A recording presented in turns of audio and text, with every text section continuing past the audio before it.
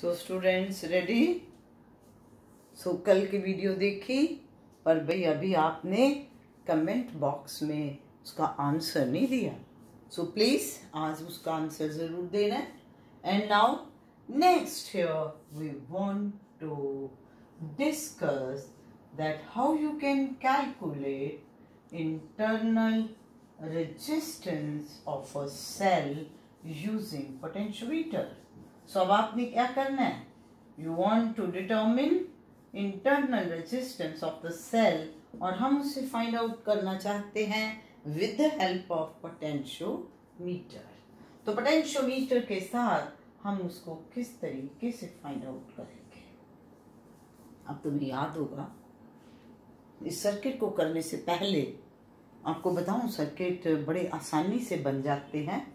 तुम्हें याद है हमने किया था कि ये एक सेल लिया था और मैंने कहा था कि अगर आप इस सेल को डायरेक्ट वोल्टमीटर से जोड़ देते हो तो वोल्टमीटर की रीडिंग आपको ईएमएफ बताती है। दूसरे केस में हमने यहाँ पर ये रेजिस्टेंस लगा दी थी, इसके साथ आर या एस जो भी आप कह लो। तो जब आपने यहाँ प्लग डाल दिया, दैट मीन ये रेजिस्टेंस इंट्रोड्यूस हो गई, तो उस टाइम पर करंट अब सेल से ड्रॉ होना शुरू हो गया। तो अब जो रीडिंग वोल्टमीटर की आई थी that was V terminal potential difference, और आपके पास बना था R internal resistance of cell is E minus V upon V into R. बस अब यही है। अब सिर्फ और सिर्फ क्या है, मैं तो अभी डिस्कस करके हटी हूँ पिछले वीडियो में कि we can calculate this EMF with the help of voltmeter, but result will be more accurate if you will perform it with the help of potentiometer. तो सिर्फ और सिर्फ ई और वी को जो हमें बच्चे इसमें फाइंड आउट करना है, that is with the use of potentiometer, that's all. तो इस तरह से अगर आपके माइंड में क्लैरिटी हो गई, फिर सर्किट बनाना आसान होगा। नहीं तो सोचोगे कि ये क्या कह रहे हैं, क्या हो रहा है। अब अगली बार सर्किट बनाने में आपको मैंने बड़ा सिंपल बताया। पोटेंशियोमीटर वायर है, 400 सेंटीमीटर लॉन्ग है, 100 सेंटीमीटर के पीसीस को ज्वाइन किया है, 0, 100, 200, 300 तो ये 400। अब ये वाला सर्किट उसी तरह से, जिसको आप क्या कहते हो, ऑक्सिलरी बैटरी का सर्किट, बैटरी का पॉजिटिव 0 एंड पे, this key ammeter and rheostat. तो उसी तरीके से circuit, no change at all, कोई चेंज नहीं, नथिंग। इसको क्या बोलते हैं, ऑक्सिलरी सर्किट। अब इस साइड पर क्या लगेगा, वो वाला सर्किट, क्योंकि तुमने सेल की ईएमएफ लेनी तो ये ले लिया। उसके बाद इसमें यहाँ पर हम डिफरेंट ऑब्जर्वेशन लेना चाहते हैं, तो मैं रेजिस्टेंस बॉक्स यूज कर लेती हूँ। जितनी रेजिस्टेंस चाहे उससे निकाल सकते हैं। और ये मैंने यहाँ इसको की K1 कह लो, ये की K2 डाल दी, ठीक हो गया। अब ये ऐसे, और यहाँ पर ले लिया मैंने गैल्वेनोमीटर और ये चौकी। वही सर्किट लिया ना, है कोई मुश्किल नहीं ना, कितनी आसानी से याद हो गया। अदरवाइज बाप रे अब क्या करूं, उसमें भी था, पहले वाले में भी था। अरे इसका तो इधर वाली साइड का तो पर्पस ही है to get the flow of current in the circuit. चाहे तुमने प्रिंसिपल ऑफ पोटेंशियोमीटर देखना, चाहे कंपैरिजन देखना, चाहे इंटरनल रेजिस्टेंस, ये वैसे ही रहना। इधर है, जब तुमने प्रिंसिपल लेना था सिंपल वोल्टमीटर लगा दिया, जब आपने दो सेल्स की कंपैरिजन करनी थी ईएमएफ की, दो सेल्स लगा दिए। अब इंटरनल रेजिस्टेंस के लिए वही सर्किट। अब क्या करोगे, अब ये सर्किट बन गया। अब आप पहले सिर्फ और सिर्फ की K1 में प्लग इंसर्ट करते हो। जैसे ही प्लग इंसर्ट किया, करंट आपका इस पोटेंशियोमीटर वायर में से पास होना शुरू हो गया, that means I current pass हो रहा है। और उसके बाद अब हमने क्या निकालना है कि कितनी लेंथ है इसकी, यही देखना है ना, जिसके कॉरेस्पॉन्डिंगली गैल्वेनोमीटर शोज 0 डिफ्लेक्शन। इस टाइम पर बच्चे क्या है, ये जो सेल है, लेट्स से सेल की ईएमएफ है E, so that EMF is to be balanced. मैंने अभी बताया था ना कि मान लो इस पॉइंट ए के ऊपर गैल्वेनोमीटर ने zero deflection they the, that means this point of the galvanometer and point A R at the same potential. ये और ये अब आगे इस पे भी सेम पोटेंशियल है और ये पॉइंट यहाँ पर है, तो इसका मतलब पॉइंट ए और negative terminal of the cell are at the same potential. ठीक होगी। और अब कोई करंट इस ब्रांच से नहीं आ रहा, तो positive end O are at the same potential, that is potential difference between these two terminals of the cell. When no current is drawn from it, this is equal to potential difference between the points O and A. Now what is potential difference across the points O and A? It's proportional to the length. तो मान लीजिए ये balance length L1 आ गई, तो you can say E is proportional to L1 और you can say E is equal to K L1। ये अभी जो हमने एक सेल लेकर के किया था। अब उसके बाद we insert plug in this key K2 also, तो दैट, और इसमें से कोई भी रेजिस्टेंस बॉक्स से हमने रेजिस्टेंस R ले ली, so that means now we have introduced resistance R in the circuit. और अगेन क्या करना है, we have to calculate balance length, we have to calculate the point where galvanometer shows zero deflection. और मान लीजिए कि ये पॉइंट यहाँ आएगा, हमेशा याद रखो ये कम होगा, तो ये O B is the balance length, O A थी balance length L1, O B आ गई बैलेंस लेंथ L2। और अब बच्चे क्या हो रहा है, अब इस सर्किट से करंट ड्रॉ हो रहा है ऐसे, और यहाँ पर पोटेंशियल का ड्रॉप है, तो इसलिए अब ये जो रीडिंग आएगी ये क्या आएगी, V, तो that means V is proportional to L2 और you can say V is equal to KL2। तो सिंपल सी बात कि वोल्टमीटर से जैसे मैंने E और V की रीडिंग फाइंड आउट की थी, E लिया जब आपने सेल को सीधा ले लिया और V लिया जब करंट ड्रॉ हुआ, हमने R रेजिस्टेंस इंट्रोड्यूस कर दी और उस रेजिस्टेंस R में से करंट फ्लो कर रहा है। अब वही E और V की वैल्यू हमें फाइंड आउट करनी है with the help of this potentiometer. तो किस तरीके से करनी है, सिंपल सर्किट बनाया, in this case we have to calculate balance position.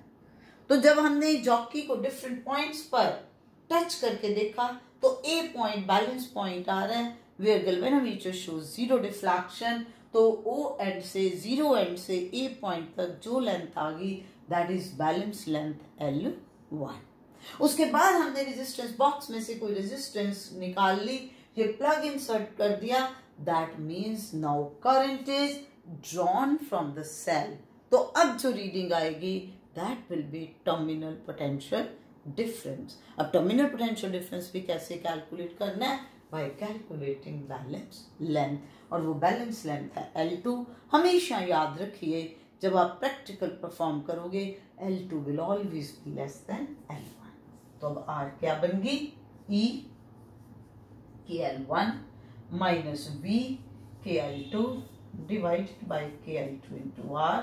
K से K कैंसिल हो गया, so that mean you can say R is equal to L1 minus L2 upon L2 into R। तो इस तरीके से we can determine internal resistance of cell with the help of potentiometer।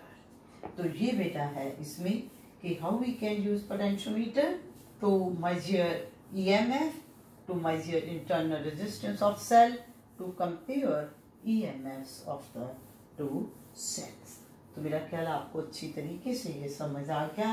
तो अब आप जितना काम इसमें से हमने देखा है, तो इसके अकॉर्डिंगली बेटा you can say that potentiometer is an ideal voltmeter. बच्चे ये स्टेटमेंट्स भी लर्न करनी है, एग्जाम में आपको 1 मार्क में ट्रू फॉल्स में इस तरीके से स्टेटमेंट्स आ सकती हैं। तो स्टेटमेंट क्या बनी, potentiometer is an ideal voltmeter, क्योंकि इसकी इनफाइनाइट रेजिस्टेंस है, no current is drawn in actual practice. अब हम लिखते हैं न्यूमेरिकल प्रॉब्लम। अब न्यूमेरिकल प्रॉब्लम देखिए। In a potentiometer arrangement a cell of EMF 1.2 volt gives a balance length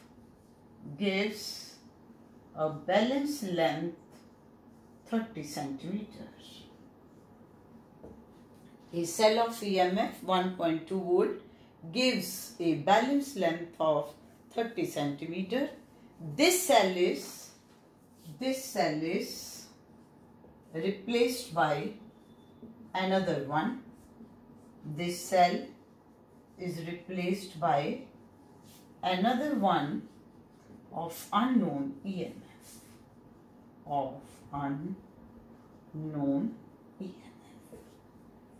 If the ratio of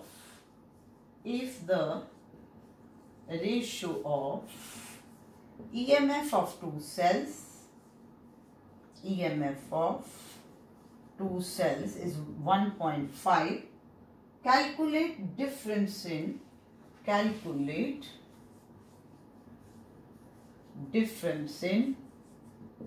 balance length of the potentiometer wire. Balance length of potentiometer wire in two cases.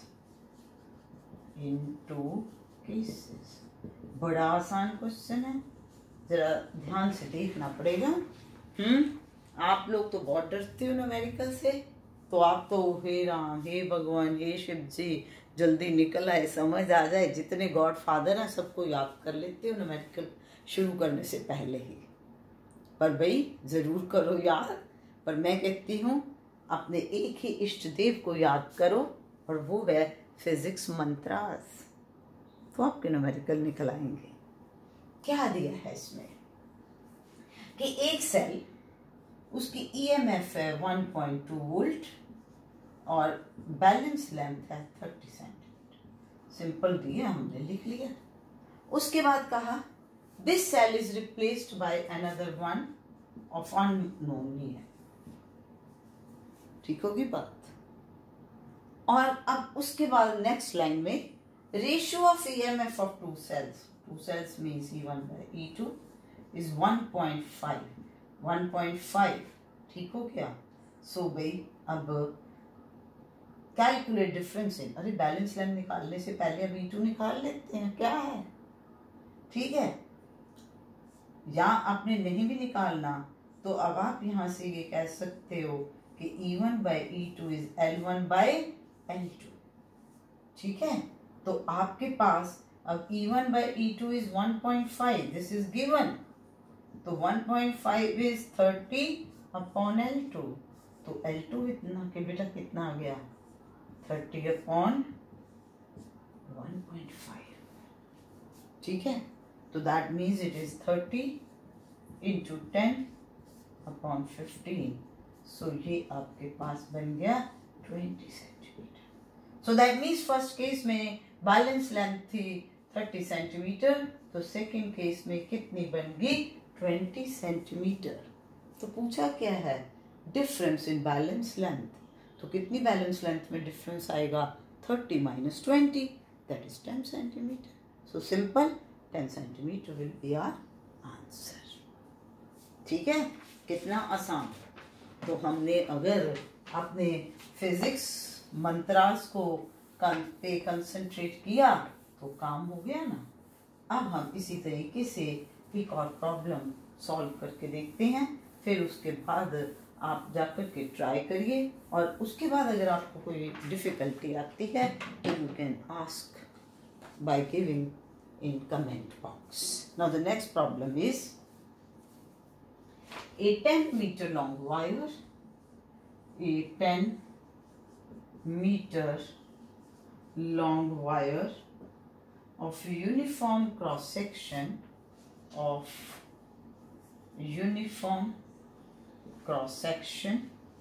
and 20 ohm resistance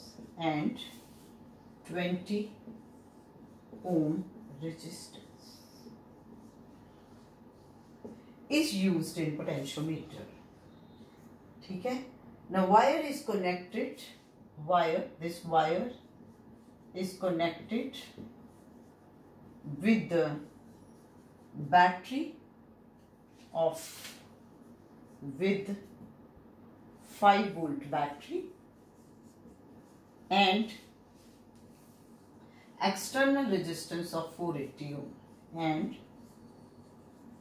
external resistance of 480 ohm. If unknown EMF is balanced at 6 centimeter length, if unknown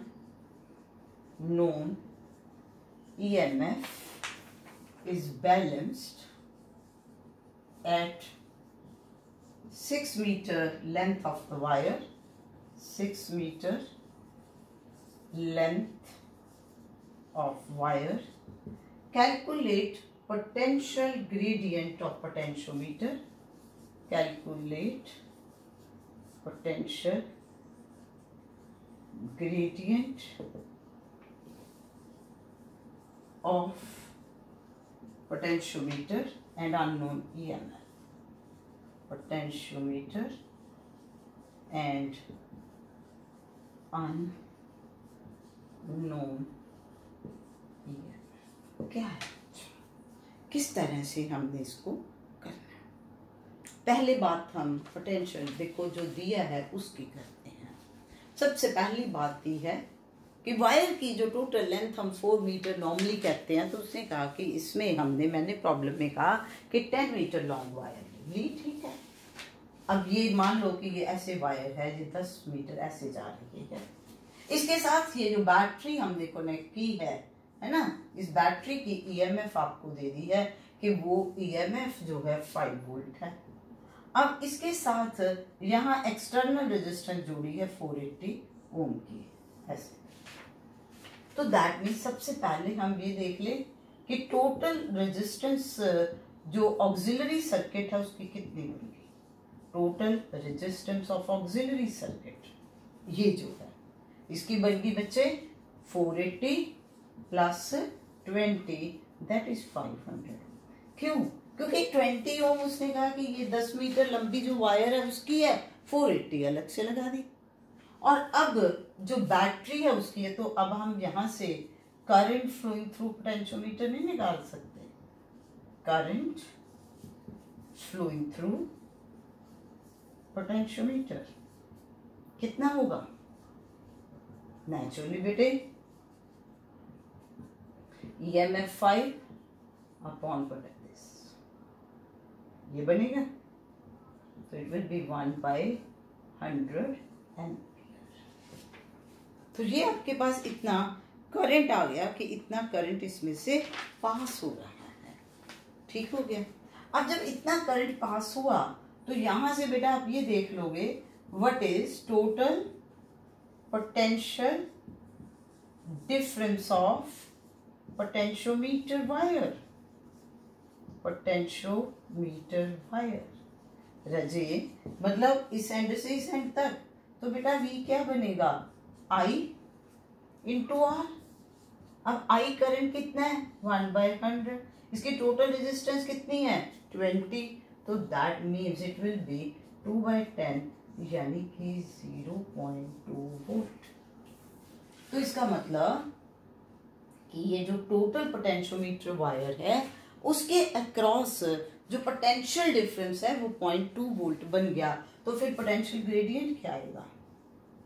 अब ये है कि जिससे तुम्हें सारा समझ आ जाए. Potential gradient K that is V/L. तो V आपके पास 0.2 है और टोटल लेंथ कितनी है 10 मीटर, तो इट विल बी 0.02 वोल्ट पर मीटर. ठीक हो गया, ये आ गया. अब EMF निकालनी. EMF क्या होता है K into balance length. K कितना है 0.02 और बैलेंस लेंथ उसने क्या कहा 6 मीटर, तो it will be this 12 6 into 2 that is 0.12. देखो बच्चे फिर ध्यान से देखो. ये थ्योरी से होना है न्यूमेरिकल, कोई इसमें फॉर्मूले नहीं। हमने सिंपल सी बात देखी, सबसे पहले उसने कहा कि 5 वोल्ट की बैटरी जो है वो कनेक्ट की है, जिसमें पोटेंशियोमीटर आ रहा है और 480 ओम की एक्सटर्नल रेजिस्टेंस है।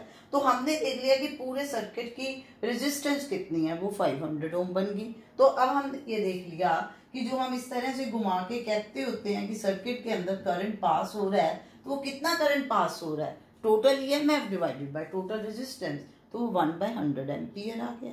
तो अब इस एंड से इस एंड तक पोटेंशियल डिफरेंस कितना होगा, करंट इनटू रेजिस्टेंस। करंट है 1/100 एम्पियर, रेजिस्टेंस इसकी 20 है, तो वो बन गया 0.2 वोल्ट।